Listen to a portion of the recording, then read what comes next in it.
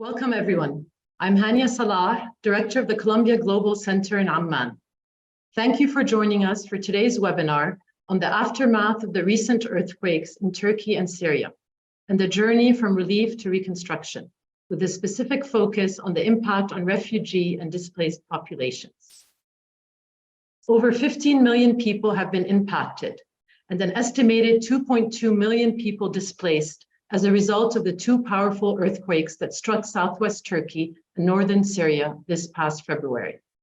Widespread damage to buildings and infrastructure and the loss of over 50,000 lives has made this one of the worst earthquake disasters in recent history. Besides leaving behind a trail of destruction, the earthquakes caused significant disruption to the lives of those who are already seeking refuge in these areas. For many Syrians, for example, the earthquakes and their aftermath have redisplaced and exacerbated existing vulnerabilities.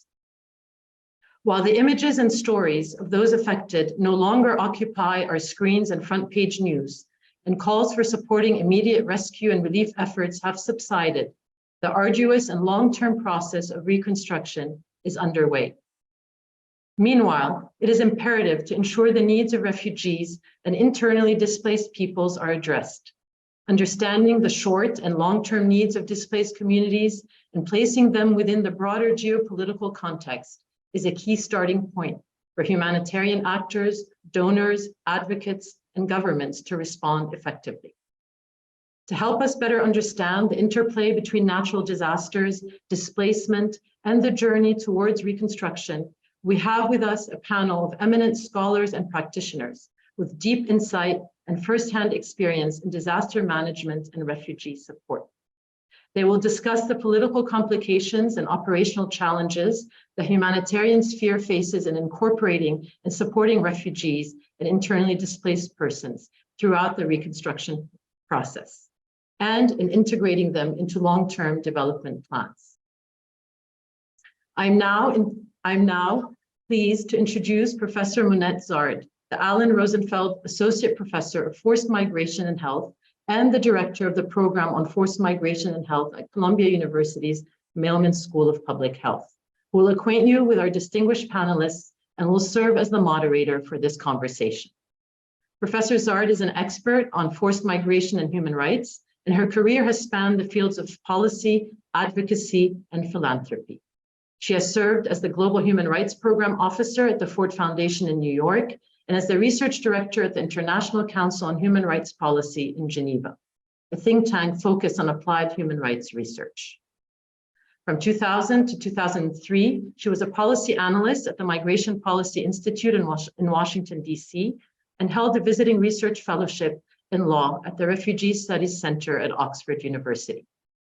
Prior to that, she directed the international refugee work of the Lawyers Committee for Human Rights, and she has also consulted on international human rights and forced migration issues for a number of organizations, including Amnesty International, the Brookings Institute, Human Rights Watch, and the United Nations High Commissioner for Refugees. Before I turn it over to our moderator, I would like to acknowledge our partners in this effort: the Columbia Global Center in Istanbul, the Program on Forced Migration and Health at Columbia's Mailman School of Public Health, and the Committee on Forced Migration, an initiative established in 2018 that convenes faculty from across Columbia University committed to sharing research results, creating interdisciplinary networks, and exploring new approaches to addressing critical areas that impact migration and forcibly displaced populations. Again, I thank you all for being here today. Monette, over to you. Thank you so much, Hania, and good morning, good afternoon, everyone, and welcome to today's panel. So as Hania outlined, the earthquakes that ripped through southern Turkey and northwest Syria in February of this year really exacted a terrible toll in terms of death and destruction, killing more than 50,000 people in Turkey and another 7,000 across the border in Syria, displacing millions and causing billions of dollars in damage. Though no family in the earthquake zone was left unaffected, the destruction has especially complicated the already precarious lives of refugees and internally displaced populations on both sides of the border, and raises particular issues in terms of recovery and reconstruction, which we're going to discuss in today's panel.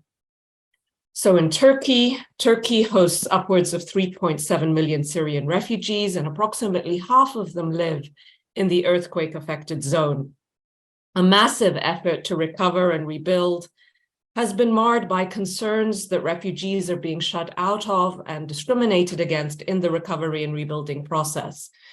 Even prior to the earthquakes, anti-refugee sentiment had been simmering in Turkey against the backdrop of a deep economic crisis. The Turkish lira has lost more than half of its value against the US dollar over the past 2 years, and the official inflation rate is 50% after peaking at 85% last year. These tensions have only been stoked by the earthquakes and fanned by the current election season in Turkey, which has seen both sides really express hostility towards the Syrian refugee population. The opposition, for example, has argued that the large number of Syrians is a main reason why the country is suffering economically, and has pledged to send Syrian refugees back within 2 years if elected, while President Erdogan himself has also increasingly talked about return. In Syria, the earthquakes primarily affected the opposition-held northwest, which has already been experiencing a severe humanitarian crisis impacting nearly 5 million people, more than half of whom were already internally displaced. Much of the infrastructure, including health infrastructure, has been damaged or destroyed by the conflict.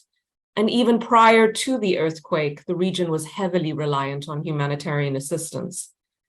In the immediate aftermath of the disaster, the destruction and logistical hurdles complicated the delivery of aid, but rescue and recovery was also unconscionably caught up and amidst the sort of politicized issue of access, be it cross-border access from Turkey or cross-line access from Syrian government-controlled areas, which really subsumed the humanitarian imperative to save lives.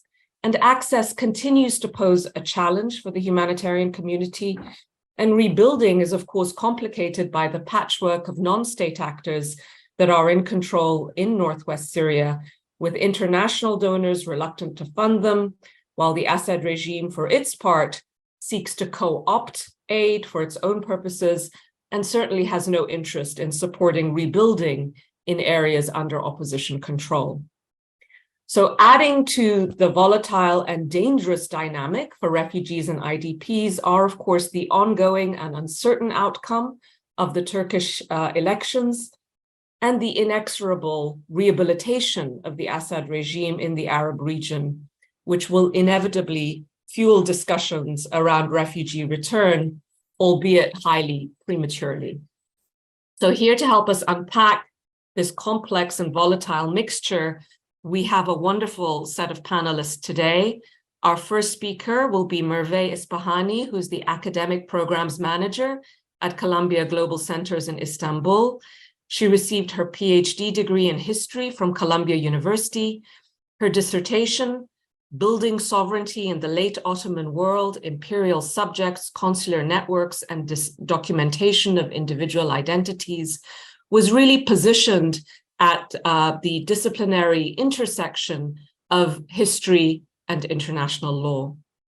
Our second speaker is Dr. Metin Çorabatir, the president of the Research Center on Asylum and Migration, or EGAM, providing policy consulting with expertise on issues relating to asylum and forced migration, and he is an author of many academic papers on these topics. From 1995 to 2013, he served as the Director of Foreign Relations and Press Secretary for the United Nations High Commissioner for Refugees, UNHCR. And prior to this, from 1977 to 1995, he worked as a journalist for several press associations, holding various roles, including diplomatic correspondent, foreign news correspondent, news editor, and producer. Our third speaker is Yasser Kamaldeen, who is the Senior Humanitarian Advisor at Médecins Sans Frontières and a researcher with over 10 years of experience in managing humanitarian operations across diverse contexts. He recently served as the emergency coordinator for the Syrian earthquake response while at MSF, and he's now participating in a mission at the border with Sudan. Yasser has a degree in pharmaceutical sciences, an MSc in sociocultural anthropology from University College London, and an MSc in global health policy from the London School of Hygiene and Tropical Medicine. And our final speaker is Dr. Fuad Fuad, an associate professor of public health practice at the Faculty of Health Sciences at the American University of Beirut and co-director of the Refugee Health Program at the Global Health Institute. He is also the chair of the IDRC Forced Displacement Program in the Middle East. Dr. Fuad has conducted extensive research on health workforces in humanitarian settings and the weaponization of healthcare in armed conflicts. Fuad is a principal investigator and co-investigator on several health-related projects in protracted armed conflicts and health systems in fragile settings. And he served as commissioner in 2 Lancet commissions, the AUB Lancet Commission on Syria and the UCL Lancet Commission on Migration and Health. Now, once our speakers have shared their reflections and remarks, we will open it up for Q&A. So please do be listening and putting your questions in the chat. But I will, without further ado, now hand it over to our first speaker, Merve, who will help us frame the general political context in Turkey at the present time, which really forms the backdrop for any discussion of recovery and rebuilding. So Merve, over to you. Thank you, Monet. So a 7.8 earthquake struck Turkey and Syria on February 6, 2023, with its epicenter located in the Kahramanmaraş province. 9 hours later, a second 7.6 magnitude earthquake struck the same region. These quakes happened only around 10 to 17 kilometers below the ground and lasted 410 seconds in total. The strong tremors were felt by millions of people across the region up to 1,000 kilometers away. Turkey's Disaster and Emergency Management Authority reported over 11,000 aftershocks. On February 20, a 6.4 magnitude earthquake hit the region. The quakes opened 2 enormous fissures on Earth's surface where the land split up by 7 meters in opposite directions over a span of hundreds of miles. In Turkey, the earthquakes have affected an area about 400 kilometers squares, including the big Turkish industrial cities of Gaziantep, Adana, and the surrounding cities of Hatay, Malatya, Kilis, Diyarbakır, and Adıyaman, with a population of 15 million people and 2 million Syrian refugees. The earthquakes also affected northern governorates in Syria, including Alama, Aleppo, Hama, Latayka, Tartus, and Idlib. According to official records, these quakes claimed the lives of more than 55,000 people, injured over 100,000, and destroyed or heavily damaged 90,000 buildings in Turkey alone. 3.3 million people are displaced and expected to live in temporary shelters in the next 3 to 4 years.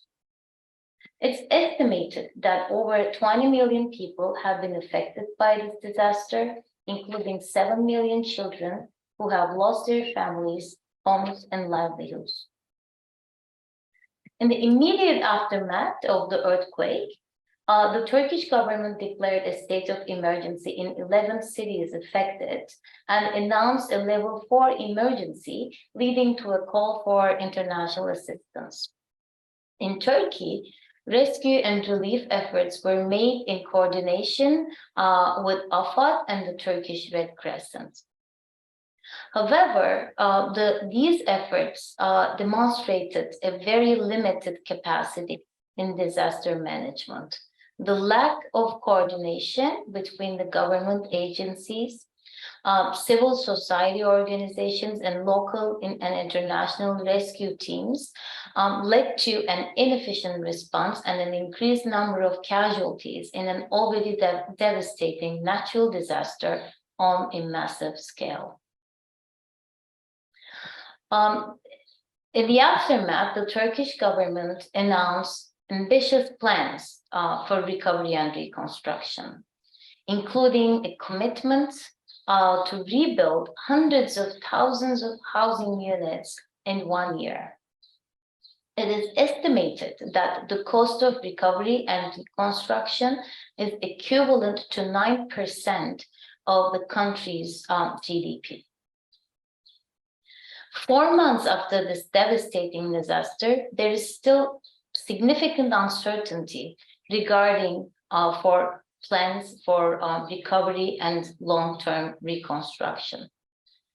Social protection for vulnerable groups, including Syrian refugees and others, access to health and education services, and psychosocial support for affected people require a comprehensive roadmap for collaboration between different stakeholders, including government agencies, NGOs, both local and international, and private sector for equitable recovery.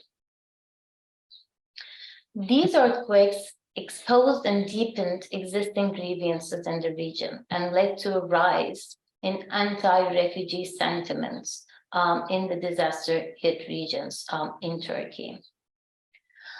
Over the past 12 years, the somewhat welcoming climate in Turkey towards Syrian refugees have been already replaced with a general sentiment of resentment and public tension. So according to, for example, Syrian Barometer of 2021, one of the most comprehensive field studies conducted simultaneously with the Turkish nationals and Syrians, the percentage of Turkish citizens demanding that the refugees be returned grew from 49% in 2017 to 82% already in 2021. On the other hand, the percentage of Syrian refugees who said that they would not return to Syria rose up to 78% in 2020 before falling down to 61% in 2021, which can be explained by this increasing resentment by the public. So as I said, the earthquakes deepened these already existing sentiments of resentment and further politicized the situation of Syrian refugees in Turkey. And it's also important to note that half of the Syrians in the quake-hit provinces in Turkey used to live in apartments or houses, so not necessarily in refugee camps. According to Kemal Kılıçdaroğlu, for example, these are Syrian refugees with families, with children who have jobs and who have integrated into Turkish communities. So even though about 40,000 refugees are known to take advantage of the temporary relaxation on travel restrictions and return to Syria after the earthquakes, a prospect for return is unlikely. On the other hand, these anti-Syrian sentiments is now fueled, as you also mentioned, with the worst economic crisis Turkey has gone through over the years, and of course the presidential elections, which will be concluded in a runoff this Sunday. Sadly, these propaganda campaigns on both sides are increasingly built upon promises for forced return of Syrian refugees as a way to attract the votes of right-wing nationalists. This anti-Syrian rhetoric now constitutes the core of political campaigns on both sides and leaves us with grim hopes, but still with hopes for equitable recovery, both for Turkish citizens and Syrians alike who have lost their homes and livelihoods after this massive disaster. Thank you. Thank you very much for setting the scene for us, Merve. So I will move on next to Metin. Metin, you will also be talking about Turkey and perhaps picking up where Merve left off and deepening the conversation around the implications of this context for the refugee population. So over to you. Thank you very much for the Columbia Global Centers and you to give me that opportunity to address this audience. And Merve very well summarized the situation. I would like to just complement some issues.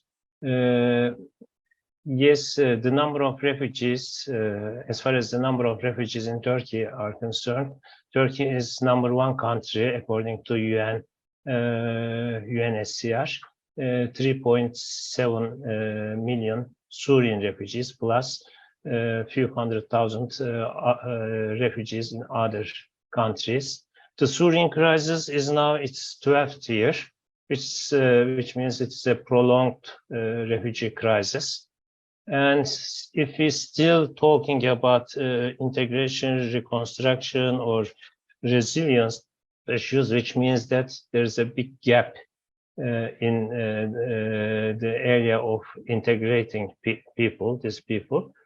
I would like to highlight first the legislative context that these people were living before and after the earthquake. Turkey is a state party to 1951 Geneva Convention relating to the status of refugees, but continues to maintain a geographical limitation, which means exclusion of millions of non-European refugees from a status. Turkey has a law of itself, the law for foreigners and international protection, but which falls much beyond the international standards. So from the outset, the Turkish community did not know much about the rights of refugees. The main, actually, who is refugee is a unanswered question for many people. And from the outset, in 2011, Turkish political elite politicized, as Merve mentioned, the issue, why these people were allowed to come in, why open border policies were applied. And this has continued until today. And during the election times, especially the opposition parties discovered, as in many other European countries, the value of using this anti-refugee, anti-Syrian sentiments to get more votes. And this takes, as we witnessed in Europe, in many European countries, the party in power also to shift towards anti-rhetoric. And as we are heading to the very critical elections, this increased. You cannot believe how it reached to which points of hate speech by the leaderships of the different parties. And after the first round of the elections, now we are, this week, we are going to the second round. And two marginal parties which took the issue this time to the utmost level became more critical parties for the Sunday elections. So the big coalitions are now bargaining with them. These small marginal party leaders are now mentioned as the possible ministers on migration. So this would be a terrible development. This is the situation. If you go look at the forward, the opposition argument is just to send these people back to Syria after reaching an agreement with Assad regime. The main opposition leader, Mr. Kılıçdaroğlu, says that it would take 2 years, but they haven't revealed any program, any idea about how to reach, what kind of agreement to reach with Syrian regimes. What happens if the Syrians rejected to go? Of course, they don't take into account that international community, according to international community and institutions, a voluntary return is not possible at this context in Syria because of the human rights, the risk of the people's lives. If you look at the current government's situation policies, the first round of the elections seems that their stay in power is now increased, but still we don't know. But if they still, it is also talking about return of the people, but return of Syrians, but a different kind of return.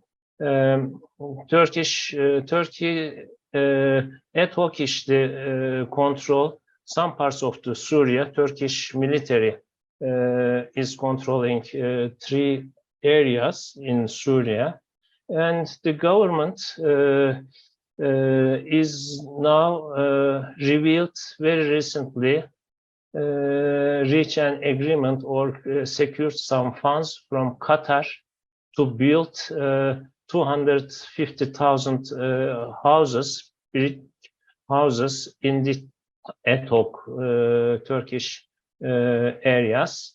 And also Idlib is another issue.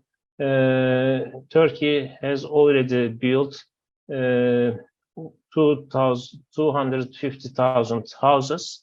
So both the Minister of Foreign Affairs and Minister of Interior very recently revealed that in 2 years, 1 million people voluntarily and in dignity and in secure conditions will go back. They claim that they made some surveys among the people, 70% expressed their will to go back, but provided that it is, they say, the Syrians say, if the conditions are secure.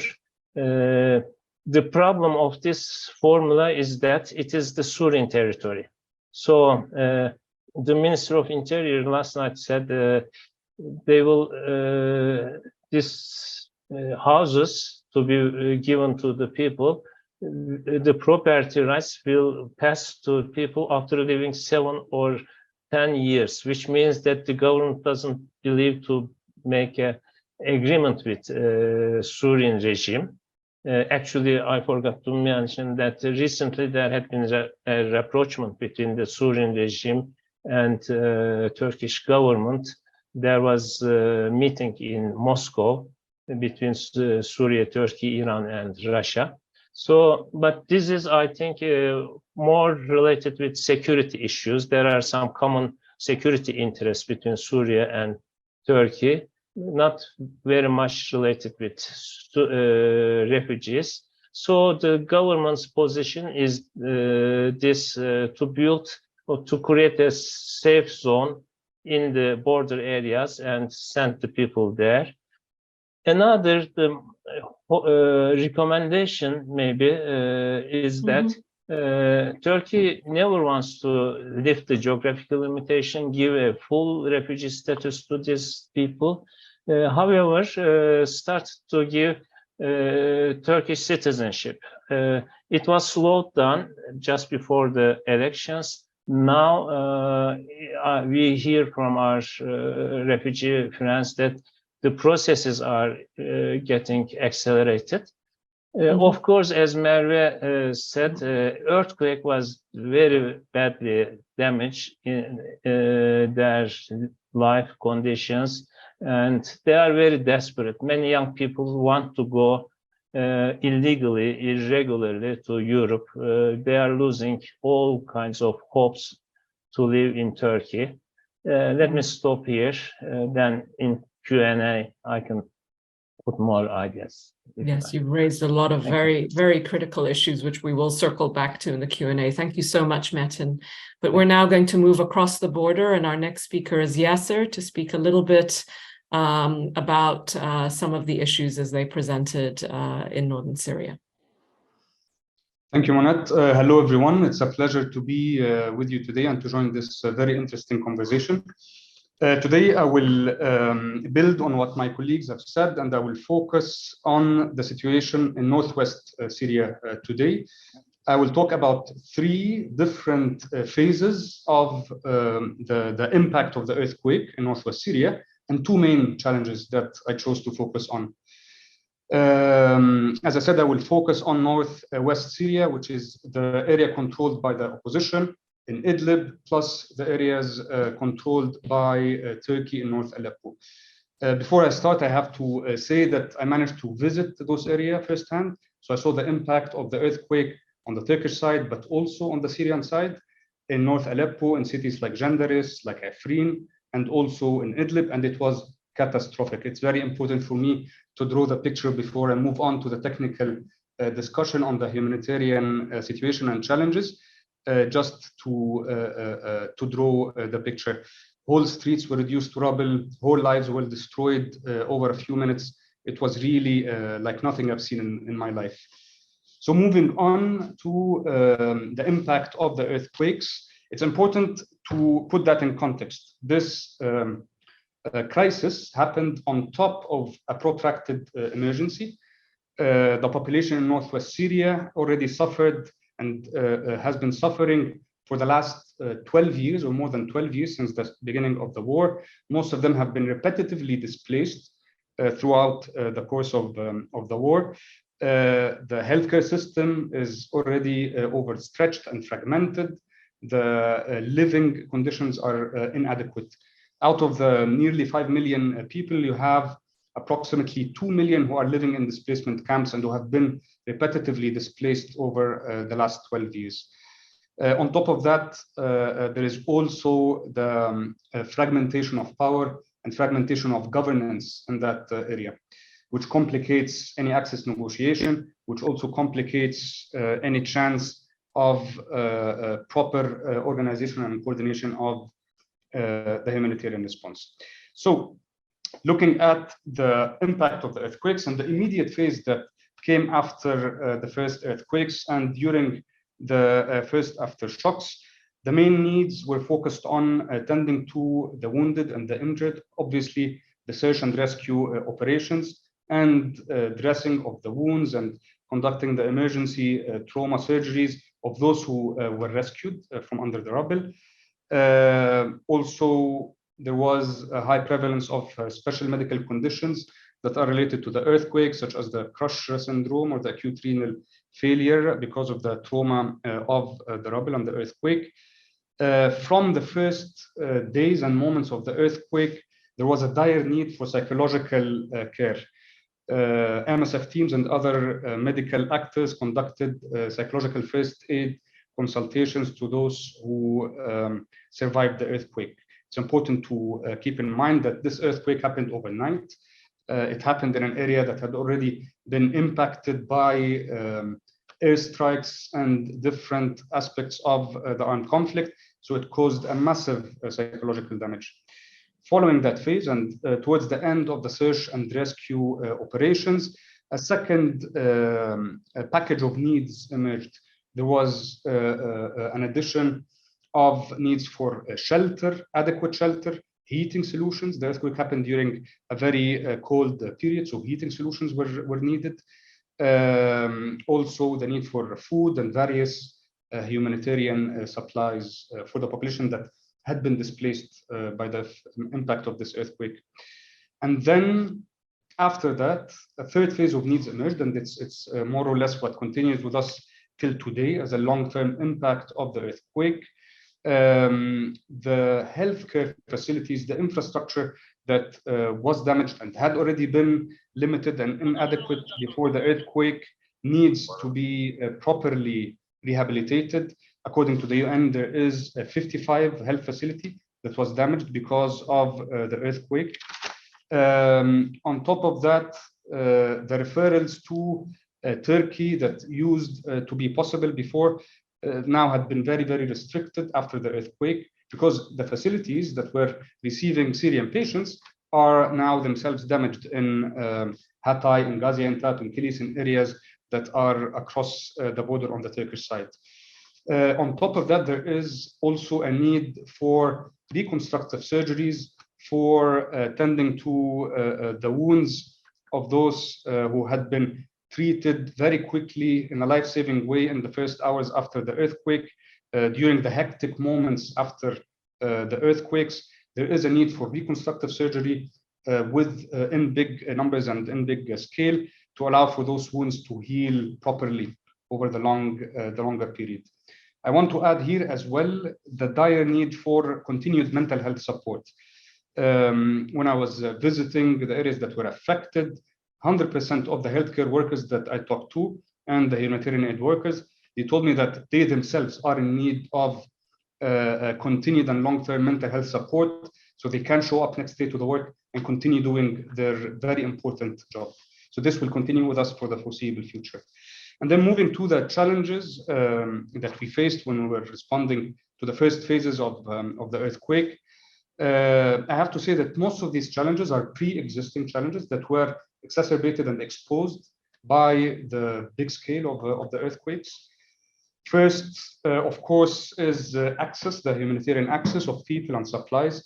And in my opinion, this can be considered as the defining feature of humanitarian aid in Syria today. But focusing on northwest Syria specifically, the region is dependent on one border crossing point, which is Bab el-Hawa, that was mandated by the UN Security Council resolution and renewed periodically.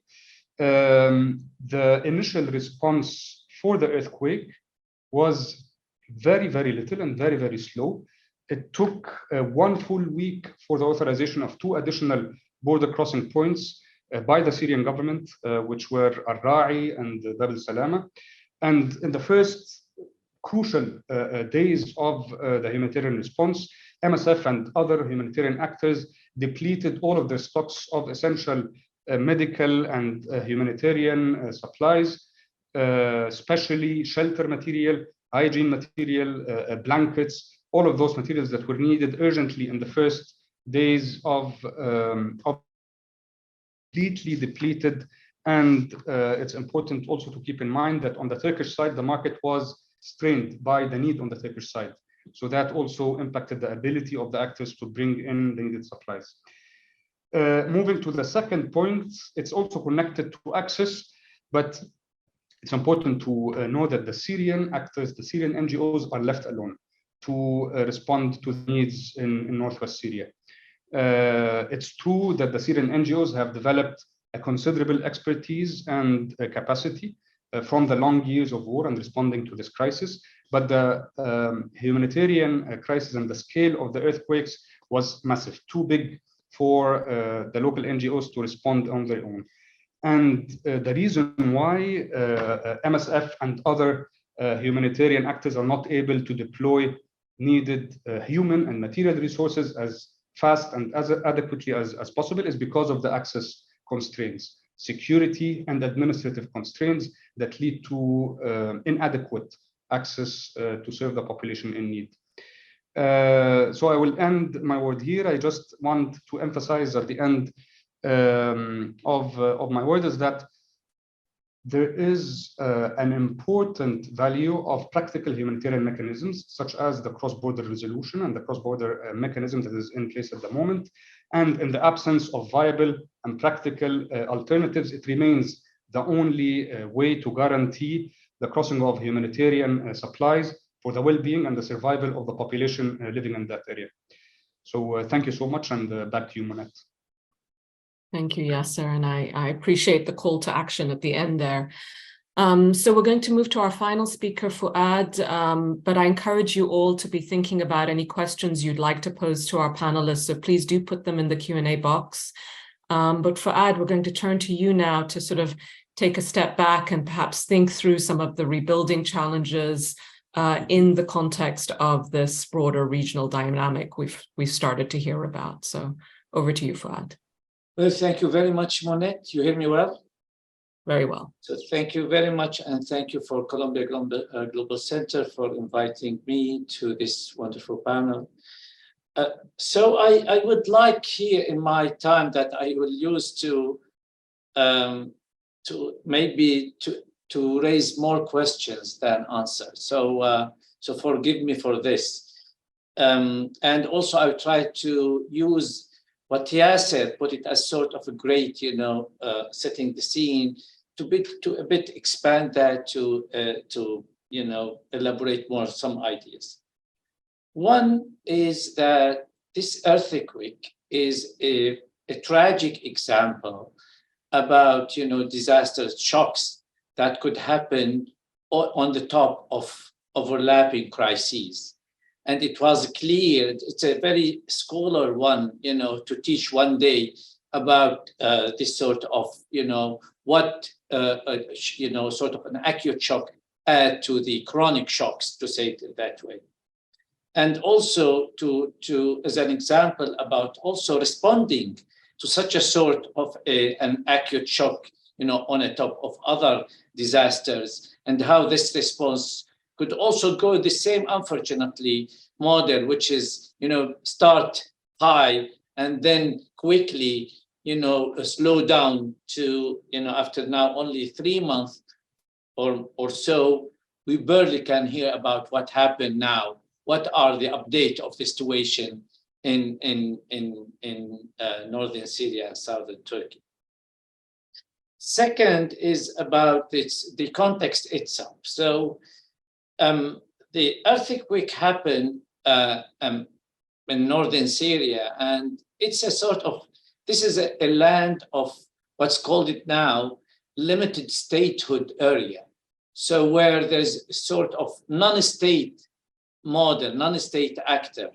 And the population there, in this non-state actor that Yasser also mentioned, that's about the access to this, to this land, very limited access, negotiated, many, for many days about, how to do through Bab al-Hawa or through the regime side, and all that wastes time, very, very crucial time to get help. So this access to this state or limited statehood is quite an important issue to think about when having, any sort of a disaster in non-state entity. And that will lead me to the other issue about the population in this non-state entity. By definition, by UNHCR definition or by international law definition, people there are IDPs, internal displaced population. But in reality, actually, they cross the power line from the regime, into a land that, now they are not under the control of the regime, but also they didn't cross the international border, so they are not refugees by definition. So they stuck in such a sort of model that's, to be honest, I have no definition. I mean, even, literature do not give us any sort of definition what could happen for those people who are crossing the power line, but not the international border line. So that could be an issue to raise. And that actually exactly what happened, and that affect the response to the earthquakes. For a while, there was a debate how to send aid to those people in such a sort of entity. And a third one to raise it here is about the governance. A fragmented area, as Yasser mentioned about west, but also there's northeast, and there's also the part that also governed directly by Turkey. So we're in fragmented territories with a fragmented model of governance and fragmented, actually, even population, and that's why we know we saw also how the aid convoy that came from northeast to northwest stuck for a day or two, because actually they also try to cross this power line between different entities. And also want to mention, again, in this context, about the model of response. So who is the body, or are the bodies that responsible to respond to such a sort of crisis, but not just the crisis itself, in the context, in this model of governance, in this model of territories. We saw that it's a long debate about, UN agencies, how to have access, the Syrian regime that, blocked this access without having permission to go through that, where Turkey that, also were very busy with their own population. And so a long time, actually, very important time, lost while thinking about how to respond to this issue. And of course, we saw how the definition of, using which law to have, should we go with the permission of the Syrian government or without the permission? And we saw that in this issue. So it's a quite very difficult and tragic situation, and a sort of and a model, actually, that has no clear strategy to address any sort of crises. I want to just to mention to what one example about the services that Yasser mentioned about this, medical services, the long-term response. And we saw that even before the earthquake, crisis, when it started the uprising in Syria and people moved, and we have this, air bombing and all these issues. So that sort of long-term response actually delayed a lot, and still, after 12 years, that there's no clear response how to deal with this long-term. And now we have again, actually, the same issue. The long-term consequences of the earthquake. What about medical services, including surgery? What about education, including those who are not also out of school because of the building collapse? What about the issue of shelters, job opportunities, and so on? Again, we have, unfortunately, the same model. We can do something, whatever is good or bad, in acute response, but still we don't have a long-term response, how to deal with that. So I would end up my contribution with what I always try to put it in that context. There's a politics behind all these issues, and now we're talking about, politics in, dealing with refugees. Merve and Metin mentioned about the issue of return. And we know that, we have no historical example about massive return. We don't have. So we don't have a model how to think about, return of millions, we don't have this model. So, but it is still used as sort of political, tool to put some pressure or for some interest. And also to the politics of the region itself. With now this new agreement between Saudi Arabia and Iran, where we see that now there's less pressure on the Syrian regime and the issue of population, and focusing more on the issue of, drugs smuggling, and the issue of, capture going on. So without having any clear thoughts or ideas, or strategy about return, about support, so again, it seems that we're stuck in politics, but unfortunately, we try to answer only the humanitarian aid, which is quite always confusing when we have more complicated and such a sort of complicated situation. I will stop here and leave it to the question later. Thank you. Thank you all for your insights. I mean, really, there's already some very thoughtful questions that have been posed, and you've given us a lot to think about. So, I would say one of the themes that's coming across in the questions that we're getting from the audience is, the possible scenario planning around, the Turkish elections and, what might be the implications for refugee return.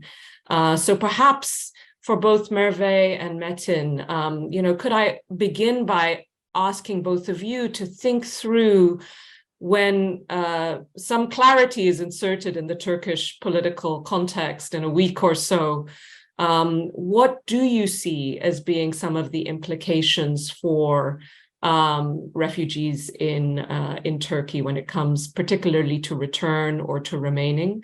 And I would like to add to that question, what is the role of other players in what might unfold in Turkey? So obviously Europe has played a significant role in attempting to shape, policy responses in Turkey, but we heard you talk about other actors like Qatar and others coming into play. So could you also just share some reflections on what some of those broader regional dynamics might bring for those scenarios? So either Merve or Metin, who'd like to go first? Merve, would you like to take the lead? Sure. I mean, you really are the expert on this, but then maybe just to give just an idea of how this sentiment with this anti-Syrian sentiment rose only in the next few days. This is for our audience. When we have our first meeting as this group, as we're getting ready, that happened on Monday. So it was just right after the elections. And then there was a great deal of uncertainty still. And then in less than a week, what we've seen is just this, even on the opposition bloc, which consists of center-right, left-wing parties. It's a coalition of parties with different political aspirations, but there was almost a consensus of, forcing the Syrians for return according to international law. So this was on the news today, and one of the leaders of this bloc was giving a public announcement that, so these promises really now constitute, I think, the backbone, almost the backbone of political race until Sunday, which is very worrisome. But then, I agree with Fuad that in reality, we don't see this coming. But on the other hand, I think it's also important to realize that we really need a comprehensive plan for equitable recovery, which really includes, international funding for refugees as well, in terms of, economic recovery in the region, because Turkey is already, dealing with this massive economic crisis and the cost of the earthquake, the livelihoods. So there should be also some, intervention internationally. So that's another dimension of this conflict. But this is just, basic ideas.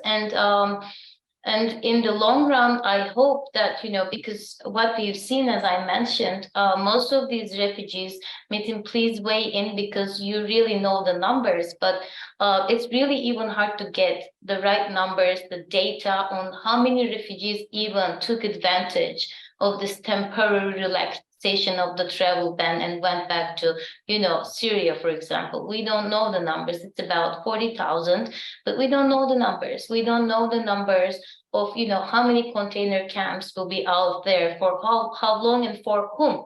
So there is a great deal of uncertainty in terms of, internal migration. And we also need to consider the number of Syrians who have already left these regions and,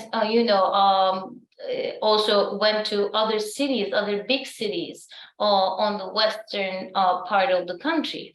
So it's really very difficult to get an accurate picture of the situation at the moment, and when this is coupled with, political uncertainty and instrumentalization of this whole situation, it gets very, very challenging for all parties involved in this issue. Thank you. That was already a very complete response. Metin, would you have anything to add to that? Yeah, I have to do some additions, and I'll also try to answer Mr. Mansur's question, which is also related in the chat box.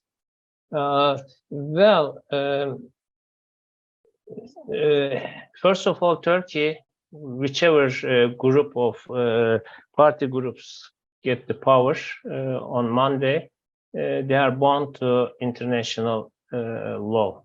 Turkey is a state party to 51 Convention and other international instruments. So despite what they are saying about the return, forced return or voluntary return, they cannot do under the current circumstances in Syria. Our colleagues Yasser and Fahd describe the situation in Syria, and let's forget about the political pressure, but even the physical conditions are not conducive for a return.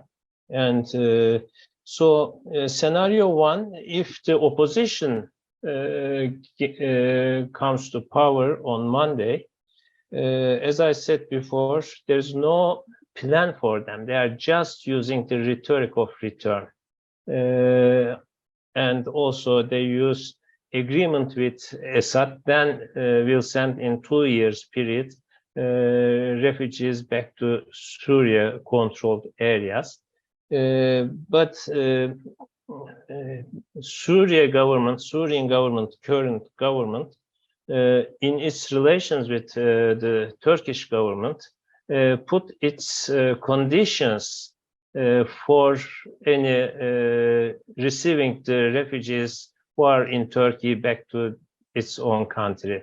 The main concern of Syrian government, Damascus government, request for the Turkish governments is to move its military presence from the northern Syria, which would not be acceptable whoever will be in power in Turkey, because there's a big deal of security concerns also in addition to refugee issues. So if the opposition comes to power, I think they will just try to make people forget their promises, and the refugees will continue to live under these desperate conditions. The second scenario, if the current government regain the power, they are building buildings with the funds from Qatar and its own funds, and it is up to 1 million more people to return. We know that some refugees, they are fed up with their current living conditions in Turkey, and hate speech and threats from the different sectors of Turkish society may prefer to go back to these areas, but which is not a durable solution. And I think these efforts of building houses, etc., will continue. And some people will sign a voluntariness document, as it happens right now. Some people will go back, but the problem is what will happen for the larger group, the main group, who are stuck in Turkey, As I said, Turkish asylum system needs a real reform. And the solution might be after the elections in parliament and between opposition and the government, because return is not available, possible solution. So local integration and the elements of them should be established in a new understanding, a paradigmatic change in minds of both sides. It is difficult, it's a dream, but otherwise, millions of people are suffering, they are discriminated severely, they are excluded from the rest of the community. Only small efforts are, individual efforts help them to keep. In a new atmosphere, the European Union and other international donors should come and sit with the governments. What can be done?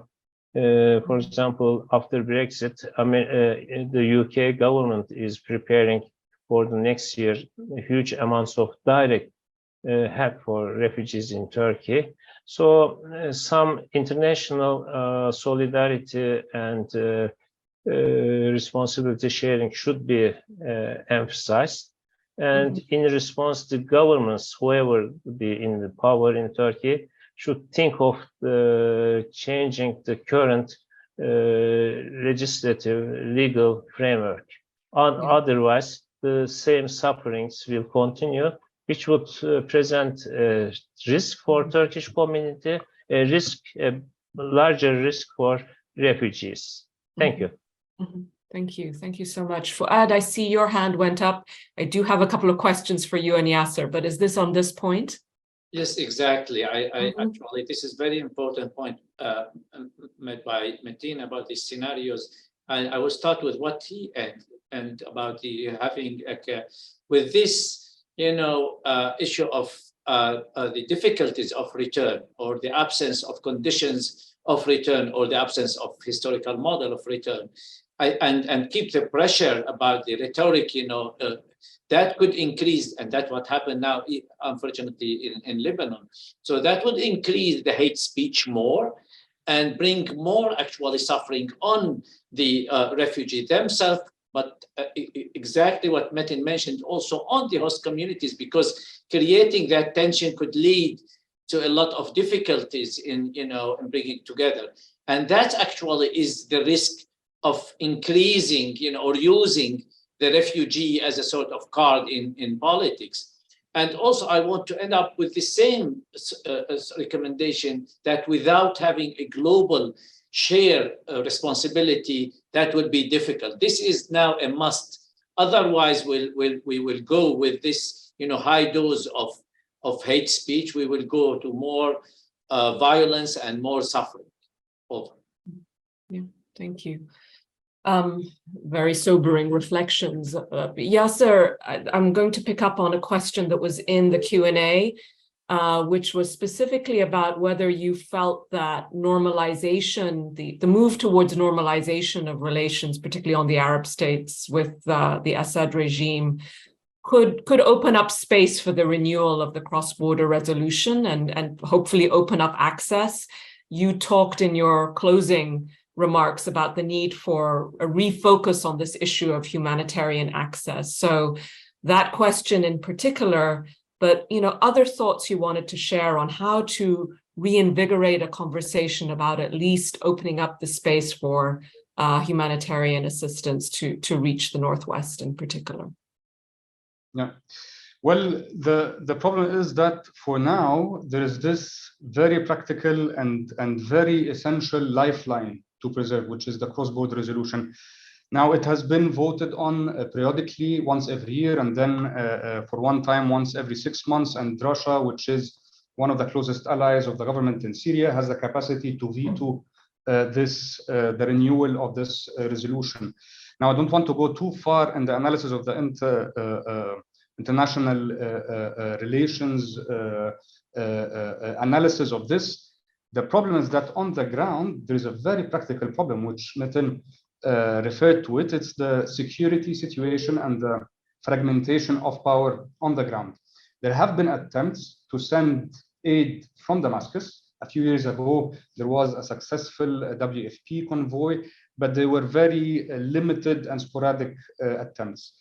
And as long as the security problem is there, and the possibility to send aid from other places in Syria into northwest Syria, we have to keep the lifeline open, which is now the practical, perhaps not sustainable, but the practical solution for the short term. Now, there is another issue that we need also to keep in mind when we talk about cross-line aid. It will be the, of course, the diversion of aid and the politicization of aid. Already, we saw since the beginning of the earthquake crisis how sending aid and receiving aid was used as a legitimacy building narrative by the different actors in control of different parts of Syria, including the armed factions in northwest Syria. So that's why I chose to focus on the practicality of the mechanism we use. And in absence of another practical solution, we have to keep that lifeline open. That would be my take on this question. So building on that, and this is a question for you and for Fuad, but also Metin and Merve, you flagged that the role of local NGOs in the Northwest in particular has been really key. That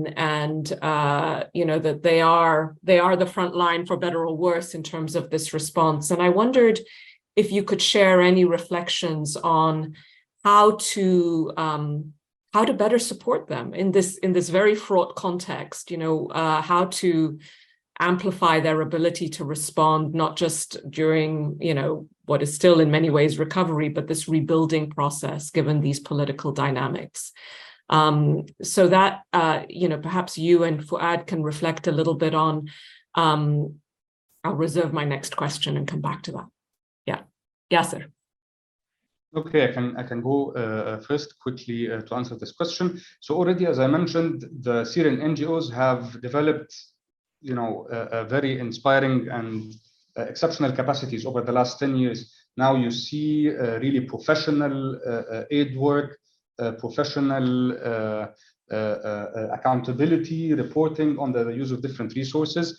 One of the problems I would say that are facing now the aid system, and perhaps this can be tackled to empower more the Syrian NGOs, is the layers of aid. So now, if you look at how the fund is channeled to arrive at the end to the beneficiaries on the ground, you will have 2 or 3 different organizations with all of the reporting and the administration costs that is required to fulfill the reporting needs of all the actors along the chain.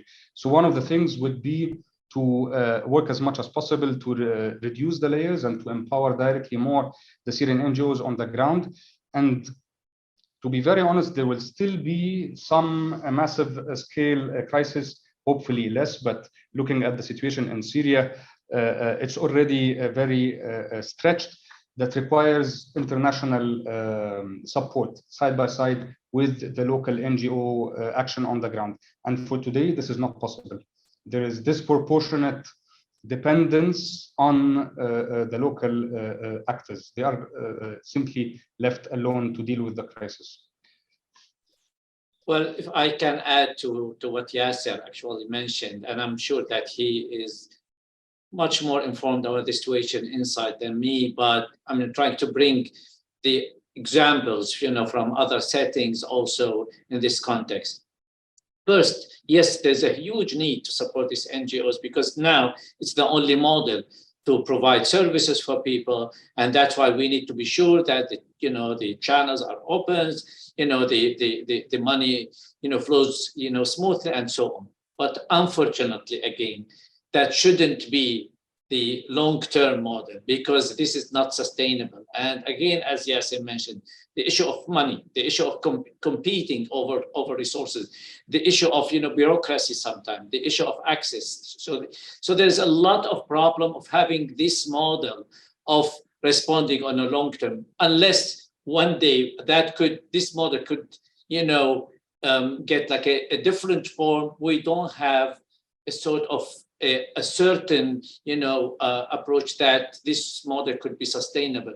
That actually leads to the big question: what should we do now to see that in the coming maybe 5-10 years, from now, because we cannot keep just thinking that, yeah, let's go and deal with that because this is the reality, or this is what we have now.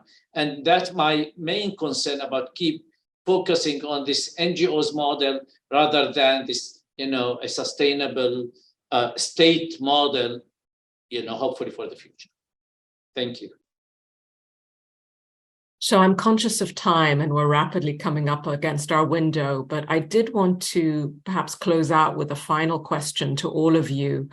I mean, you very eloquently just put, Fuad, that we need a long-term solution. We need a medium and long-term solution. And in everything you've all been saying, you've been talking about the importance of a comprehensive approach.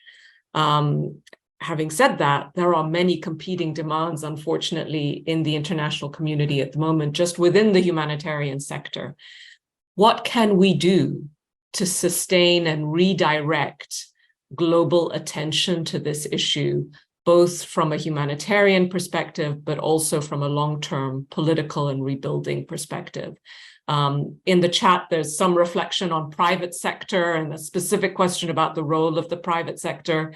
But just one closing thought from each of you. If there was one thing you could do or say to argue for this comprehensive approach, how would you approach it? So Merve, you first. First to go. So this is not an easy question, and we've been thinking about it a lot. But I mean, as you know, as we're like an academic institution, and my reflection would be, we've been working on many programs with, Syrian refugees in Turkey in terms of, access to healthcare or, for women, entrepreneurship, all different issues. So that feeling of, going to the, very first, going to the square one, beginning is really distressing. So I think what we need is like more of this global dialogue, even us, getting together, academics, international NGOs. So that requires, I think, a multi-stakeholder dialogue to keep this alive. And also what we need to do is just, we need data. I think that's most important issues. I think at this point, we need reliable information, monitoring of displaced people, their needs, and have the mechanism in place so that we can build on this conversation and keep the attention alive. Great. Metin, you get one final word as well on this topic, very briefly. Yeah, a sentence, let me put it. We need awareness and advocacy. It is a global trend to cut the refugee rights all over the world. The populism is increasing. We have some few tools, Global Compact on Refugees. Next week in Brussels, next month, there will be a Syrian, 7th Syrian conference. This kind of forms which should be more actively used by NGOs, by academics to support the cause of refugees. I can say at this moment. Thank you. Thank you so much. I'm going to go out of order and go next to Fuad.